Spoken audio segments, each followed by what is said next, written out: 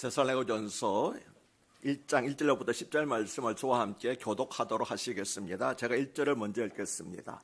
바울과 실로아노와 디모데는 하나님 아버지와 주 예수 그리스도 안에 있는 데살로니가인의 교회에 편지하노니 은혜와 평강이 너에게 있을지어다.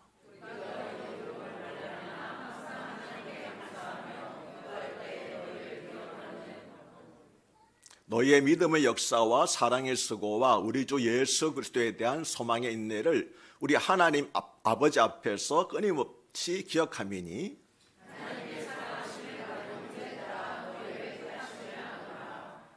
이는 우리 복음이 너에게 말로만 이른 것이 아니라 또한 능력과 성령과 큰 확신으로 된 것임이라.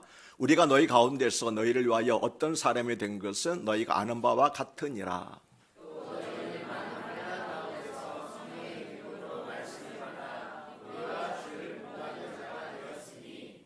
그러므로 너희가 마게도냐와 아가야에 있는 모든 믿는 자의 본이 되었느니라.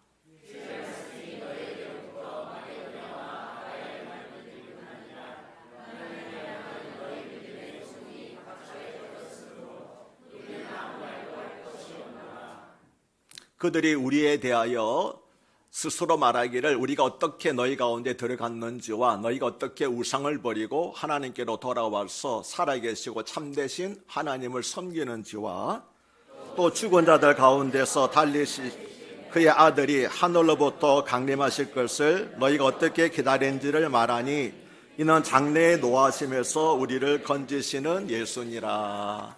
아멘. 할렐루야. 지난 한 주간도 주님 안에서 평안하셨습니까? 이제 날씨가 많이 풀렸습니다. 이제 들으니까 코로나도 이제 거의 끝물이 되는 것 같고 대중교통에서도 이제 마스크를 쓰는 것이 강제가 아니라 의무가 아니라 이제 자발적으로 하는 것으로 이제 바뀐 것 같습니다. 이러다 보면 이제는 마스크 없이 지낼 날도 있게 되겠지요. 서로 인사하시겠습니다. 한 주간 평안하셨습니까? 예, 오늘도 잘 나오셨습니다. 예, 감사합니다. 오늘 설교 본문은 방금 읽었던 설교 본문은 데살로니가 전서입니다. 데살로니가 전서는 바울이 데살로니가에 교회에 보낸 두 개의 편지 가운데서 첫 번째 편지라는 것입니다. 바울은 2차 전도 여행 중에 고린도에서 1년 반을 머물렀는데 그가 고린도에 있을 동안에 데살로니가 교회의 어려운 형편을 전해 듣고 이 편지를 써서 보냈습니다. 그리고 첫 번째 편지를 보내고 6개월 후에 다시 두 번째, 즉 데살로니가 후서를 써서 보냈습니다. 성경에서는 현재 그리스의 북부 지역을 마게도냐라고 하고 그리스 남부 지역을 아가야라고 하는데 데살로니가는 바울 당시에 마게도냐, 즉 그리스 북부 지역의 수도인 큰 항구 도시였으며 오늘날에도 그리스에서 두 번째로 큰 도시가 바로 데살로니가입니다. 우리나라로 말하면 어떤 도시가 같습니까? 부산과 같은 도시가 바로 데살로니가다. 그렇게 이해하시면 되겠습니다. 바울은 2차 전도 여행 중에 마게도니아 첫 성인 빌립보에서 복음을 전하다가 동력자인 실라와 함께 체포되었습니다. 바울과 실라는 심하게 매를 맞고 쇠사슬에 묶인 채로 감옥에 갇혔었지요. 그러나 그들은 감옥에서 찬송하고 기도를 했습니다. 그러자 그들이 찬송하고 기도할 때에 큰 지진이 일어나서 옥문이 열리고 그들을 얽어맸던 쇠사슬이 다 풀려났습니다. 그 후에 빌립보에 있었던 일들은 얼마 전에 빌립보서 설교를 할 때 자세히 말씀드렸기 때문에 오늘은 반복해서 말씀드리지 않겠습니다. 빌립보를 떠난 바울은 로마의 간선도로를 따라서 데살로니가로 갔습니다. 당시에 약 20만의 인구를 가진 항구도시 데살로니가는 바울이 사역하기에 알맞은 곳이었습니다. 왜냐하면 데살로니가에는 유대인의 회당이 있었기 때문입니다. 바울의 선교 전략은 먼저 유대인의 회당에 들어가서 복음을 전하는 것이었습니다. 바울은 비록 이방인의 사도로 부름을 받았지만 자기 민족에게 가서 먼저 복음을 전하는 것을 항상 잊지를 않았습니다. 우리도 멀리 가서 낯선 사람에게 복음을 전하기 전에 가장 먼저 가족과 친척 그리고 가까이 있는 이웃에게 복음을 전해야 할 것입니다. 바울은 데살로니가 회당에서 새 안식일 동안 성경을 가지고 그리스도의 십자가 죽음과 부활에 관해서 가르쳤습니다. 이 3주라는 짧은 기간이었지만 데살로니가에 엄청난 부흥이 일어났습니다. 바울이 세 번의 안식일에 전한 말씀을 듣고 경건한 헬라인들의 무리와 큰 무리와 기부인들이 바울과 실라를 따랐습니다. 하지만 유대인들의 시기와 핍박으로 인해서 바울 일행은 급히 베레아 지역으로 떠나게 되었습니다. 데살로니가의 성도들은 바울 일행을 밤에 베레아로 보냈는데 그곳에서도 복음은 다시 열매를 맺었습니다. 하지만 바울과 기독교인들을 핍박하던 데살로니가 유대인들은 베레아까지 따라가서 바울을 핍박했습니다. 그래서 바울은 베레아에서 아테네로 그리고 다시 아테네에서 고린도로 피할 수밖에 없었습니다. 그러나 데살로니가 교회가 여전히 바울의 마음에 남아 있었습니다. 바울은 유대인들의 심한 핍박 중에서 데살로니가 성도들이 어떻게 지내는지 궁금했습니다. 그뿐만 아니라 데살로니가 교회에는 바울에 대해서 오해하고 비난하는 사람들이 있었습니다.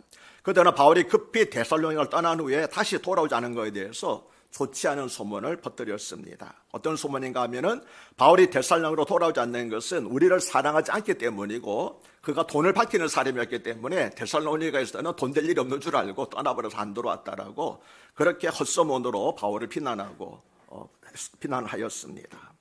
또 데살로니가 교회에는 주님의 재림에 대해서 잘못된 생각을 가진 사람들이 많았습니다. 그들은 주님의 재림에 임박했기 때문에 일할 필요가 없다고 하면서 교회에서 무의도식하면서 폐를 끼쳤습니다. 그래서 바울은 첫째로 환난 가운데 있는 성도들을 격려하기 위해서, 둘째로 바울에 대한 오해를 풀어주기 위해서, 셋째로는 예수님의 재림에 관해서 바르게 이해하고 거룩한 삶을 살도록 권면하기 위해서 데살로니가 전서를 쓴 것이었습니다. 이러한 배경을 알고 오늘 설교 본문인 데살로니가 1장을 우리가 1절부터 차례로 살펴보도록 하겠습니다. 먼저 1절은 바울과 실로아노와 디모데는 하나님 아버지와 주 예수 그리스도 안에 있는 데살로니가 있는 교회에 편지하노니 은혜와 평강이 너에게 있을지어다라고 말씀합니다. 여기서 실로아노는 바울의 동역자인 실라를 로마식으로 발음한 것입니다. 그리고 디모데는 바울의 믿음의 아들입니다. 이 세 사람은 한 팀이 되어서 선교를 했습니다. 그런데 바울은 이 편지에서 다른 서신서와는 달리 자신을 사도라고 소개하지 않았습니다. 그 이유는 데살로니가 사람들은 다 사도 바울이 사도인지 이미 알고 있었기 때문에 굳이 사도라고 밝힐 필요가 없을 만큼 친밀한 관계에 있었기 때문입니다. 이어서 바울은 곧 특유의 인사를 하는데 그것은 은혜와 평강이 너에게 있을지어다라고 하는 바울 서신에서 대부분 발견되는 그런 인사를 하고 있습니다. 여기서 평강은 히브리어 샬롬에 해당하는 말로서 유대인들의 일반적인 인사였습니다. 또 은혜는 헬라어로 카리스라고 하는데 헬라식 인사였습니다. 그런데 사도 바울이 두 가지를 자기 방식으로 결합하여서 새로운 인사말을 만든 것입니다. 은혜와 평강이 있을지어다. 즉 하나님이 주시는 주권적인 은혜로 말미암아 우리가 하나님과 화목하게 되었고 그 결과로 복음에 따르는 환난 가운데서도 평안함을 누리게 되었음을 선포한 것이 은혜와 평강이 너에게 있을지어다라고 한 바울의 인사말의 의미였습니다. 사랑 여러분 안에도 우리 가운데도 은혜와 평강이 있기를 주 이름으로 축복합니다. 2절과 3절은 우리가 너희 모두로 말미암아 항상 하나님께 감사하며 기도할 때에 너희를 기억함은 너희의 믿음의 역사와 사랑의 수고와 우리 주 예수 그리스도에 대한 소망의 인내를 우리 하나님 앞에서 아버지 앞에서 끊임없이 기억함이니라고 말씀을 하고 있습니다. 여기서 우리는 바울의 선교팀 즉 바울과 실라와 디모데를 가리킵니다. 바울은 데살로니가 사람들 인해서 항상 하나님께 감사하며 기도할 때도 기억한다고 말했습니다. 바울은 하나님께서 데살로니가 교회에 행하신 일과 그들의 반응을 생각할 때 하나님의 은혜를 기억하고 감사하며 기도할 수밖에 없었습니다. 왜냐하면 바울은 3주라고 하는 짧은 기간만 데살로니가에 머물렀고 유대인들의 살해 예우를 피해서 급히 야반도주했음에도 불구하고 데살로니가 교회가 줄어든 것이 아니라 도리어 엄청나게 부흥했기 때문입니다. 이것은 전적으로 하나님께서 그와 같은 데살로니가 교회를 돌봐주신 덕분이었습니다. 하나님은 참으로 고아 가부들의 아버지신 줄로 믿습니다. 고아 가부라고 하는 것은 어려운 가운데 있는 사람들로 어떤 사람도 도움을 받지 못하는 사람들을 가리켜서 우리는 고아 가부라고 대표적으로 말하고 있습니다. 바울은 특히 데살로니가 사람들의 믿음의 역사와 사랑의 수고와 소망의 인내를 끊임없이 기억한다고 말하였습니다. 믿음과 사랑과 소망 이 세 가지는 바울이 생각하는 기독교의 핵심 가치였습니다. 그래서 바울은 고린도전서 13장 13절에서 그런즉 믿음, 소망, 사랑 이 세 가지는 항상 있을 것이라고 말한 것이었습니다. 무엇이 있어야 된다고요? 믿음, 소망, 사랑, 이 세 가지는 기독교의 기본 가치이기 때문에 항상 우리 가운데 있어야 된다고 말한 것입니다. 바울은 데살로니가 성도들이 예수 그리스도를 믿기 때문에 행했던 여러 가지 일들을 기억했으며 예수 그리스도를 사랑하기 때문에 기꺼이 감내했던 온갖 수고도 기억을 하였습니다. 그리고 그들이 주님 대신 예수 그리스도를 바라보고 소망하며 인내했던 모습들을 기억하였습니다. 교회 안에는 부와 명예 또는 세련되고 교양 있는 언어를 자랑 삼을 수 없습니다. 오히려 어려운 환난을 당해도 믿음으로 반응하고 사랑하기 때문에 희생하고 예수님의 약속을 기대하면서 인내하는 모습이야말로 우리가 수고해야 될 교회의 아름다운 바른 모습인 줄로 믿습니다. 내가 이렇게 출세한 것, 지위가 높은 것 이런 것들을 자랑하는 것이 아니라 믿음, 소망, 사랑을 자랑해야 될 것입니다. 여기서 우리 믿음의 역사에 대해서 조금 더 생각을 해보겠습니다. 믿음의 역사라고 할 때 역사는 세계 역사, 한국 역사 할 때 그 역사가 아닙니다. 힘쓸 역자에다가 일사자를 써서 역사라고 말합니다. 힘써 노력한 결과라는 뜻입니다. 즉 믿음의 역사란 믿음에 의해서 산출된 열매를 가리킵니다. 믿음은 우리의 삶 전체를 변화시키며 수많은 종류의 선한 일들 가운데서 외형적인 열매를 맺게 한다는 것이지요. 이러한 믿음이 살아있는 참된 믿음이라고 야고보도 말하였습니다. 열매 없는 믿음은 죽은 믿음이고 열매 있는 믿음이 참된 산 믿음이라고 야고보도 강조한 바가 있습니다. 그런데 어떤 목사님이 25년이 넘도록 목회를 하고 나서 자신이 큰 교회를 목회하고 세웠지만 고백하기를 설교를 통해서 사람의 인격이 변화되는 것은 한 번도 본 적이 없다라고 고백하는 것을 들었습니다. 설교는 잠깐 감동과 은혜를 줄 수는 있지만 그 사람의 인격까지는 변화시키지 못한다는 겁니다. 그건 저도 절감하는 것입니다. 어떤 순간 은혜 받는 것 같지만 내일 다음 주에 또 보면 똑같은 모습이거든요. 그래서 인격이라고 하는 것은 한번 설교 듣는다고 변화되는 것이 아니라는 것입니다. 사람의 인격이 변화되기 위해서는 삶 속에서의 훈련이 필요하기 때문에 믿음의 역사라고 그렇게 말한 것이었습니다. 그러면 사랑의 수고는 어떤 것일까요? 사랑의 수고는 사랑 때문에 또는 사랑의 동기가 되어서 하는 수고를 말합니다. 수고는 앞에서 금방 말했던 역사와는 조금 다릅니다. 둘 다 일이라고 하는 의미가 있지만 역사는 일 자체를 강조하고 수고는 그 일을 하려는 그런 노력을 강조하고 있습니다. 또는 그 과정에서 애쓰고 고생하는 것을 의미합니다. 즉 사랑의 수고는 나타나는 결과보다는 그 일을 하는 동기와 노력을 더 강조하고 있습니다. 근데 여기서 말한 사도 바울이 말한 사랑은 그냥 일반적인 사랑이 아니라 아가페 사랑이라고 아가페라고 표시되어 있습니다. 우리가 잘 아는 것처럼 헬라에는 사랑을 나타내는 여러 단어가 있죠. 아가페가 있고 필리아가 있고 그다음에 에로스라고 하는 그런 단어들이 있습니다. 필리아가 우정과 같은 사랑을 가리키고 에로스가 이성간의 사랑을 뜻한다면 아가페는 하나님의 무조건적인 사랑을 뜻합니다. 즉 데살로니가 성도들은 사랑의 수고를 할 때 하나님의 무조건적인 사랑, 내가 이렇게 해주면 하면은 어떻게 하겠지라고 하는 대가를 바라는 것이 아니라 대가를 바라지 않고 무조건적으로 사랑을 했다고 하는 것입니다. 즉 눈에 보이는 결과가 있든지 없든지 관계없이 사랑의 수고를 했다고 하는 것입니다. 이렇게 할 때 우리는요 섭섭함이 없습니다. 우리가 사랑의 수고를 할 때 아가페처럼 사랑하지 않게 되게 되면 다른 사람이 내 수고를 알아주지 못할 때 섭섭하잖아요. 내가 이토록 그를 위해서 수고했는데 아무것도 보답이 없어 섭섭하게 되는데 아가페적인 사랑은 그렇지 않습니다. 하나님께서 우리를 위해서 사랑하셨는데 내 대가를 달라고 하신 적이 있습니까? 이것이 아가페, 무조건적인 하나님의 사랑인 것입니다. 그러면 소망의 인내란 무엇을 말하는 것일까요? 3절에서 인내로 번역된 헬라어는 히포모네스라고 하는 것인데 용감한 군인이 극한 상황에서도 꿋꿋하게 버텨나가는 군인의 기상을 가리킬 때 히포모네스라고 말을 하고 있습니다. 이것은 즉 진취적이고 용기 있는 그리스도인의 특질로서 그리스도인들은 재림의 소망을 가지고 있기 때문에 막다른 골목처럼 보이는 어려운 가운데서도 결코 낙심하지 않고 인내로서 승리할 수 있다고 하는 것입니다. 소망이라고 하는 것은 그렇게 되기를 바라는 막연한 마음이 아닙니다. 뭔가 좋은 것이 있을 거라고 생각하는 것도 아니며 어떻게 될지 모르지만 아무도 좋게 생각하자, 긍정적으로 생각하자는 것도 아닙니다. 소망은 확실한 것을 붙잡는 것입니다. 이미 정해진 것을 받을 줄로 믿고 기다리는 것이 소망입니다.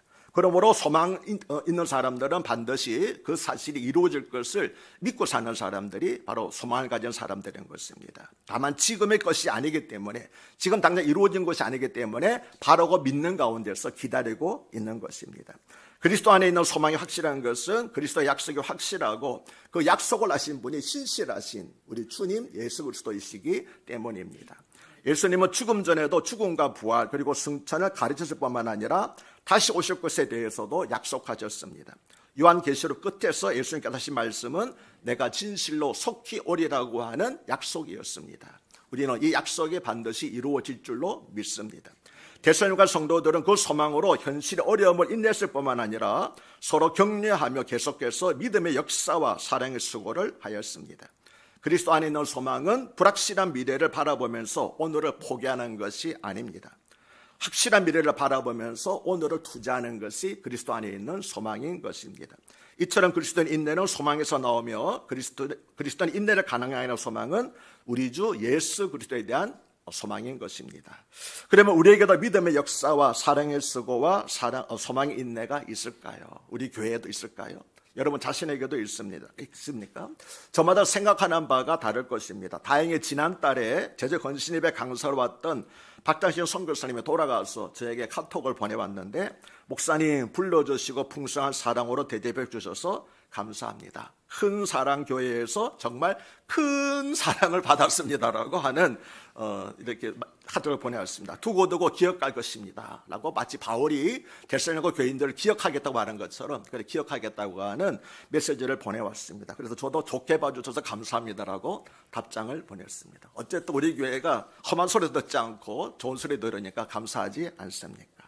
사랑 여러분, 우리 교회가 어떤 모습으로 다른 사람들에게 기억되기를 원하고 있습니까? 큰 건물과 많은 교인입니까? 또 여러분은 여러분 자신이 어떤 사람으로 다른 사람들에게 기억되기를 원하고 있습니까? 세상적으로 출세하고 성공한 부유한 사람입니까? 우리의 삶에도 데살로니가 성도들의 삶의 특징이 나타나고 있는지, 믿음과 소망, 사랑이 나타나고 있는지, 또 우리는 다른 사람들 어떤 기준에 따라서 기억하고 감사하며 기도하고 있는지 한번 생각할 필요가 있습니다. 다른 사람을 평가할 때 우리가 그 사람이 가지고 있는 외적인 조건 가지고 그 사람이 어떻다고 평가하고 있는지, 아니면 그 사람 가운데 있는 믿음과 소망과 사랑을 가지고 그가 참으로 그리스도인데 아니다라고 평가하고 있는지 우리도 한번 생각할 필요가 있는 것입니다. 4절은 하나님의 사랑하심을 받은 형제들아 너희를 택하심을 아노라고 말씀합니다. 바울은 하나님께서 데살로니가 성도들을 사랑하시고 택하심을 한다고 담대히 말했습니다. 하나님의 택하심과 사랑은 불가분의 관계에 있기 때문입니다. 하나님께서 사랑하시는 자들이니까 하나님께서 반드시 택하셨을 것이라고 그는 말하였던 것입니다. 사실 택하시는 주제는 우리의 이해를 넘어서는 영역입니다. 그렇지 않습니까? 하나님께서 주권적으로 하시는 걸 우리가 어떻게 알 수가 있겠습니까? 분명한 사실은 하나님께서 우리를 사랑하셨기 때문에 선택하셨다는 사실입니다. 아멘이십니까? 하나님께서 왜 나를 사랑하셨는가? 내 조건 뭔지 먼저 모르겠습니다. 하나님께서 내가 무엇이 마음에 들었는지 알 수 없지만 아무튼 하나님께서는 나를 사랑하셔서 그분의 자녀로, 그분의 백성으로 택하신 줄로 믿습니다. 연약한 이스라엘 백성들을 하나님께서 사랑하셔서 택하신 것처럼, 그 당시 애굽이라든지 큰 나라들이 많이 있었지만 하나님께서 이스라엘이라고 하는 보잘것없는 연약한 나라를 택하셨는데, 하나님은 사랑하셔서 그들 택하신 것처럼 오늘도 마찬가지입니다. 우리도 연약한 이스라엘 같은 사람들이지만 하나님께서는 우리를 사랑하셔서 택하여 주신 줄로 믿습니다.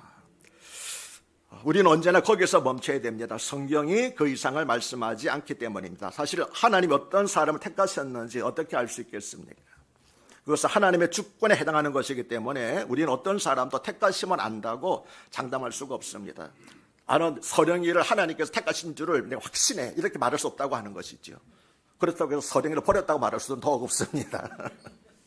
다만 앞뒤 구절을 살펴볼 때 데살로니가 성도들이 하나님의 사랑을 받아서 선택된 사람들에게 합당한 삶을 살고 있기 때문에, 그들에게는 진정한 그리스도인에게서 발견되는 믿음과 소망, 사랑이 있기 때문에, 그래서 이들은 틀림없이 하나님께 선택받은 사람들이라고 나는 짐작한다라고 하는 그런 의미로 사도 바울은 말하였을 것입니다. 우리도 누군가를 바라보면서 저분은 참으로 하나님께서 사랑하시며 선택하신 분이라는 사실을 인정할 때가 있지 않습니까? 하나님이 은혜를 주시지 않았다면 그처럼 헌신하고 희생할 수 없기 때문입니다. 우리 큰사랑교회 성도님들은 모두 그러한 감사와 감탄을 일으키는 그리스도인이 되시기를 축복합니다. 저런 사람이 무슨 그리스도인이냐가 아니라 저 사람이야말로 그리스도인이다. 하나님께서 택한 사람인 줄 믿지 않는 나도 알겠다라고 하는 그런 칭찬을 듣는 여러분 되시기를 바랍니다. 5절은 이는 우리 복음이 너에게 말로만 이른 것이 아니라 또한 능력과 성령과 큰 확신으로 된 것임이라. 우리가 너희 가운데서 너희를 위하여 어떤 사람이 된 것은 너희가 아는 바와 같으니라고 말씀합니다. 사도 바울은 자신들의 데살로니가에서 전한 복음이 말로만 한 것이 아니라고 분명히 선포를 하였습니다. 세상이 그리스도인들에게 실망하는 이유는 말을 잘못하기 때문이 아닙니다. 그 반대입니다. 말은 잘하는데 청산유수처럼 천사처럼 말은 잘하는데 무엇이 따르지 못합니까? 행함이 따르지 못하기 때문에, 삶이 따르지 못하기 때문에 실망하는 것이지, 말을 못하기 때문에 실망하는 사람들은 없습니다. 많은 사람이 뭐라고 그럽니까? 너가 말하는 대로 좀 실천해봐, 그렇게 말하지 않습니까? 우리 집사람도 같이 말합니다. 그래서 많은 사모님들이 공통적으로 말한답니다. 당신은 강대상에만 있어요, 제발 내려오지 말아요. 우리 그리스도인들이 그렇다는 것이죠. 말은 잘하는데 행함에 따르지 않는 겁니다. 그러나 바울은 뭐라고 말합니까? 우리가 말로만 증거한 것이 아니라 우리의 삶으로 그들에게 증거했다는 거예요. 구체적으로 어떤 모습을 알 수는 없지만 바울은 말하기를 우리가 말로만 한 것이 아니라 우리가 행함으로, 나타나는 행함으로 복음을 증거했다고 그렇게 증언을 하였습니다.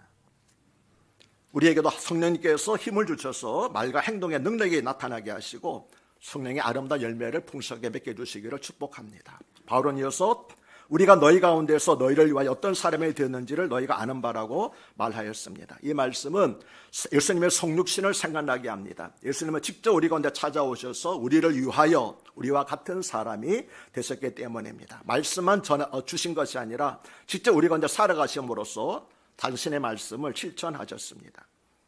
우리는 그리스도를 본받은 선교사님들을 여러분 기억하시기를 바랍니다. 한국 사람을 위하여 한국 사람보다도 더 한국 사람까지 되려고, 지금은 뭐 이렇게 별거 아니지만 옛날에 그렇죠. 이렇게 축구세기 말해 왔던 그런 선교사 어떻겠습니까? 다 조선시대 사람들이 한복 입고 다니는데 서양인들이 칼까 쓰고 이렇게 다닐 때 많은 사람들이 귀신이라고 따라다니면서 하지 않았습니까? 그럼에도 그들은 다 한국 사람들처럼 옷차림도 하고 서투른 말이지만 한국 사람처럼 말로 하면서 그렇게 해서 복음을 전했습니다.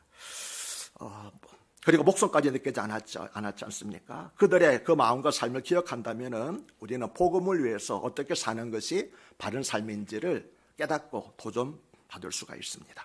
6절은 또 너희는 많은 환난 가운데서 성령의 기쁨으로 말씀을 받아 우리와 주를 본받은 자가 되었으니라고 말씀을 합니다. 예수님은 요한복음 15장 18절과 19절에서 세상이 너희를 미워하면 너희보다 먼저 나를 미워한 줄을 알라. 너희가 세상에 속하였으면 세상에 자기의 것을 사랑할 것이나 너희는 세상에 속한 자가 아니요 도리어 내가 너희를 세상에서 택했기 때문에 세상에 너희를 미워하느니라고 말씀을 하셨습니다. 그리고 마태복음 5장 11절과 12절에서는 나로 말미암아 너희를 욕하고 박해하고 거짓으로 너희를 거슬려 모든 악한 말을 할 때에는 너희에게 복이 있나니 기뻐하고 즐거워하라. 왜냐하면 하늘에서 너희 상이 큽니다. 너희 전에 있던 선지자들도 이같이 핍박을 당했느니라고 말씀을 하셨습니다. 복음에 따르는 박해는 어찌 보면 당연한 것입니다. 어둠이 빛을 싫어하듯이 세상은 빛으로 오신 예수님을 거부하고 그 예수님에 속한 우리들도 또한 거부하기 때문입니다. 데살로니가 성도들은 바울이 떠난 이후에도 줄곧 박해를 받았습니다. 예수 믿는다는 한 가지 이유 때문에. 하지만 성령 하나님께서 그러한 박해를 극복할 만한 기쁨을 주셨기 때문에 그들은 예수님과 바울 일행을 본받아서 예수님처럼 바울처럼 살아가려고 노력을 했던 것입니다. 이렇게 본다면 복음을 전하게 하시는 것도 성령님께서 하시는 일이고 복음을 받아들이고 예수님을 본받아 기쁘게 살아가게 하시는 것도 우리 성령님께서 하시는 일인 줄로 믿습니다. 그런데 본받는다라고 하는 말은 모범을 따라서 흉내낸다라고 하는 그런 의미입니다. 따라서 우리는 우리 표대가 되시는 예수 그리스도를 계속해서 본받는 일과 그 본을 전하는 일을 멈추지 말아야 할 것입니다. 누군가가 주님을 본받아서 우리의 모습을 보고 그도 역시 주님을 본받아 살아가는 사람이 되도록 하는 것. 내가 바람풍 할지라도 너는 바람풍 하지 말라고 하는 것이 아니라, 그렇잖아요. 내가 엉터리 말을 하더라도 너는 바리가 살라는 것이 아니라 어떤 세상 사람들이 나의 바른 모습을 보고 나도 저렇게 살아야 되겠다라고 도전을 받도록 하는 그런 저와 여러분이 되줄 수 있기를 바랍니다. 그래서 예수님께서 마태오 5장에 말씀하시기를 세상 사람들이 너의 착한 행실을 보고 하늘에 계신 내 아버지께 영광을 돌리게 하라. 오늘 안타깝게도 정반대의 삶을 많은 그리스도인들이 살고 있지 않습니까? 하나님을 믿고 싶은데, 예수님을 믿고 싶은데, 교회를 다니고 싶은데, 목사 때문에, 집사 때문에, 장로 때문에 나 실망해서 교회 안 나고 나는 사람들이 얼마나 많이 있습니까? 저부터 해결을 합니다. 7절과 8절은 그러므로 너희가 마게도냐와 아가야에 있는 모든 믿는 자의 본이 되었느니라.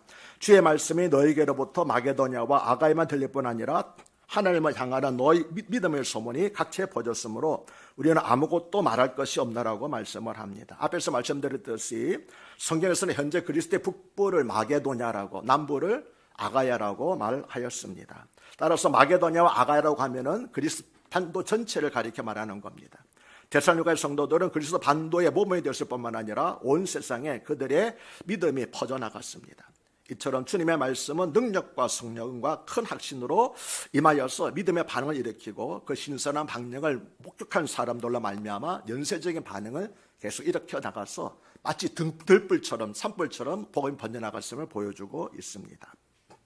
바울은 그 사실을 내가 말할 필요도 없다고 말하였습니다. 무슨 뜻입니까?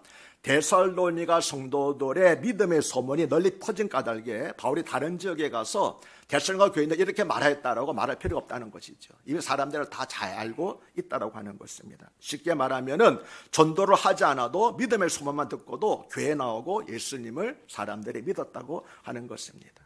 우리 교회도 이런 교회가 되기를 바라고 한국 교회도 이런 교회가 되기를 바랍니다.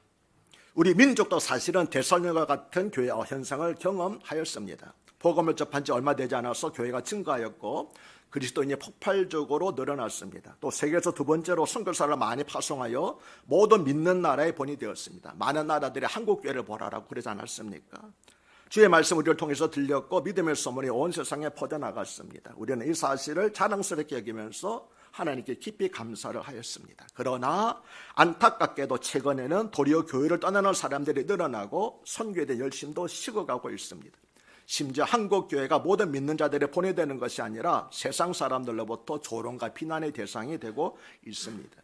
전에는 교회가 세상을 염려했는데 이제는 거꾸로 세상의 교회를 염려하고 있습니다. 그러나 하나님의 은혜로 한국 교회와 성도들이 다시 모든 믿는 자들의 본이 되기를 소망합니다. 그리하여서 신천지와 JBS 같은 이단들이 결코 발붙이지 못하는 그런 한국교회가 되기를 바랍니다. 마지막 9절과 10절은 그들이 우리에 대하여 스스로 말하기를 우리가 어떻게 너희 가운데 들어갔는지와 너희가 어떻게 우상을 버리고 하나님께로 돌아와서 살아계시고 참되신 하나님을 섬기는지와 또 죽은 자들 가운데서 다시 살리신 그의 아들이 하늘로부터 강림하실 것을 너희가 어떻게 기다리는지를 말하니 이는 장래에 노하심에서 우리를 건드시는 예수님이라고 말씀을 합니다. 여기서 그들은 데살로니가 교회의 소문을 들은 세상 사람들을 말합니다. 데살로니가 교인들을 말하는 거 아니라 세상 사람들을 말합니다. 그래서 현대인성 이 구절을 이것은 우리가 여러분을 방문했을 때에 여러분이 우리를 어떻게 환영해 주었으며 어떻게 여러분이 우상을 버리고 하나님께 돌아와 살아계신 하나님을 섬기며 또 죽은 사람들 가운데서 다시 살아나신 예수님이 하늘로부터 다시 오실 날을 여러분이 기다리고 있다는 것을 세상 모든 사람들이 다 말하고 있기 때문입니다.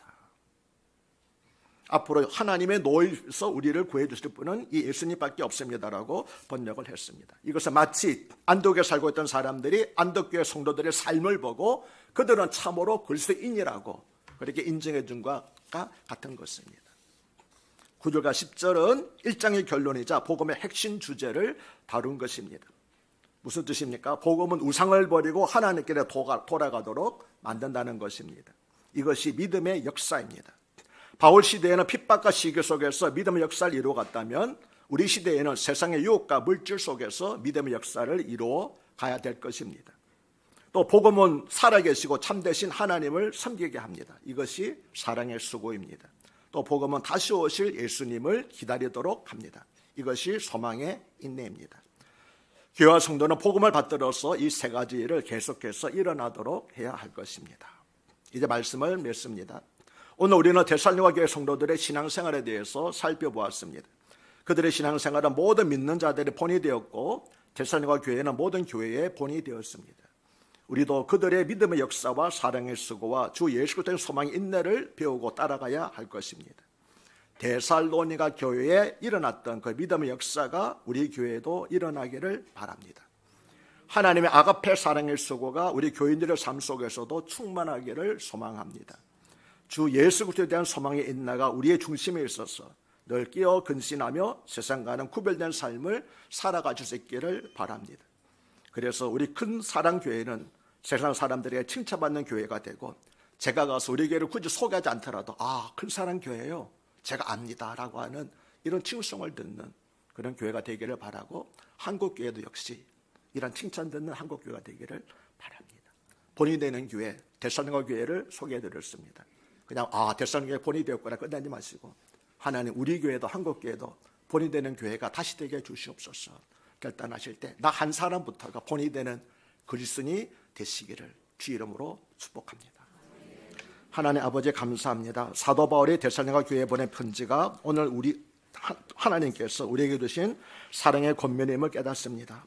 본이 되시는 예수 그리스도의 복음이 능력과 성령과 큰 확신으로 전달되고 믿음의 소문이 온 세상에 퍼져나가게 하옵소서. 한국교회 우리 큰사랑교회가 믿음과 사랑과 소망의 일을 계속하여 예수 그리스도의 주가 되심을 말이 아닌 삶으로 증거하게 하옵소서. 좋은 소문이 나게 하옵소서. 우리 주 예수 그리스도의 이름으로 간곡히 기도드리옵나이다. 아멘.